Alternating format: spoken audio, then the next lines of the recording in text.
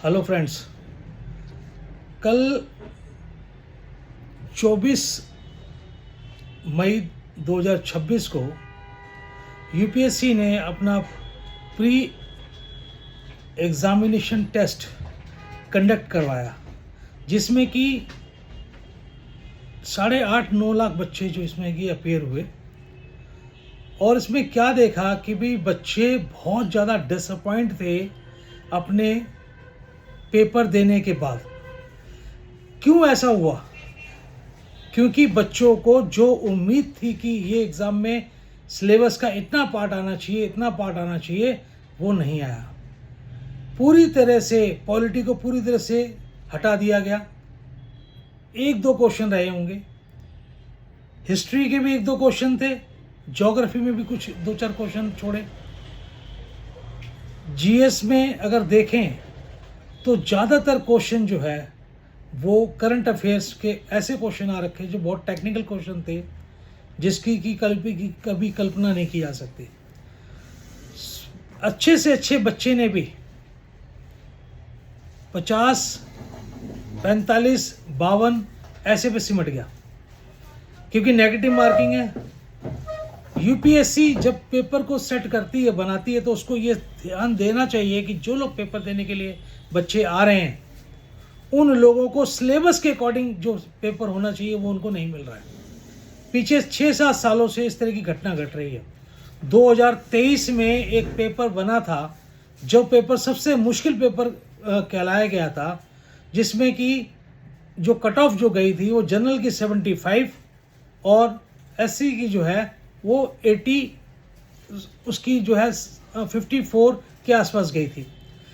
कहने का मतलब ये कि ऐसा हो क्यों रहा है? जनरली 98, 97 ये कट ऑफ जाती है, लेकिन इस बार का जो पेपर है 2023 के पेपर से भी ज़्यादा टफ पेपर था, जो बच्चों ने बताया जब वो पेपर दे के आए। सी सेट की अगर हम बात करें तो सी सेट के अंदर जो है 80 क्वेश्चन होते हैं। 80 क्वेश्चन में मैक्सिमम जो क्वेश्चन है वो मैथ्स के क्वेश्चन दिए हुए थे। क्वांटम के क्वेश्चन दे रखे थे 37 क्वेश्चन। जितने लोग कोचिंग कराते हैं यूपीएससी की, वो तक इस पेपर को कह रहे हैं कि भाई ये पेपर बिल्कुल आउट ऑफ सिलेबस है। यूपीएससी कहती है कि जो इसमें मैथ्स जो आएगा वो 10th स्टैंडर्ड का आएगा। अरे आप लोग इस चीज़ को बताएं ना कि यह पेपर जो है वो 10th स्टैंडर्ड के मैथ्स का नहीं है, आईआईटी के लेवल के लोगों का है। तो जिन बच्चों ने ह्यूमैनिटी से, आर्ट्स जिसको सब्जेक्ट बोलते हैं, आर्ट्स से जिन लोगों ने पढ़ के अपनी ग्रेजुएशन की, अपनी एमए की, तो क्या वो लोग सिविल सर्विस में नहीं आ सकते? क्या उन लोगों को अब नहीं आने देना चाहती है यूपीएससी? क्या यूपीएससी को नहीं चाहिए कि वो एक ऐसा पैटर्न बना के चले जिससे कि सभी बच्चे जो हैं इसमें पार्टिसिपेट ढंग से कर सकें और देश को इसका प्रतिनिधित्व सब लोगों को मिल सके? लेकिन ऐसा नहीं हो रहा है। सिलेबस में इतने बड़े बदलाव आखिर क्यों, किसके कारण हो रहे हैं? किसका इशारा है? किस तरफ देश जा रहा है? ऐसा पहले तो कभी नहीं हुआ।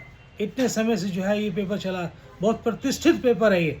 इसमें भी अगर इस तरह की जो अगर बातें होने लगेंगी तो ये बच्चों की ज़िंदगी से खिलवाड़ किया जा रहा है।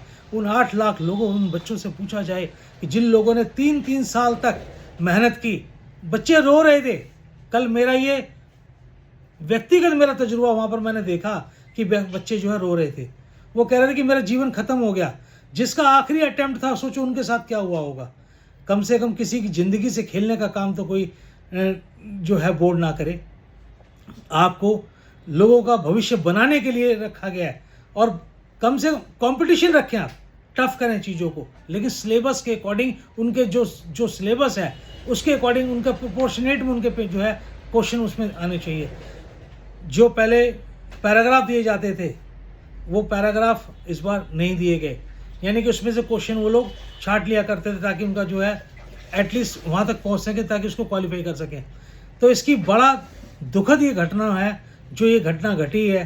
तो मैं सभी जो जितने भी यूपीएससी की जो एस्पिरेंट हैं उन लोगों से कहूँगा कि सभी लोग जो है इस बात को आगे बढ़ाएं कि आगे अगर किसी प्रकार का इस प्रकार का कोई पेपर ना बने जिससे कि लोगों के भविष्य से खिलवाड़ किया जा सके। धन्यवाद।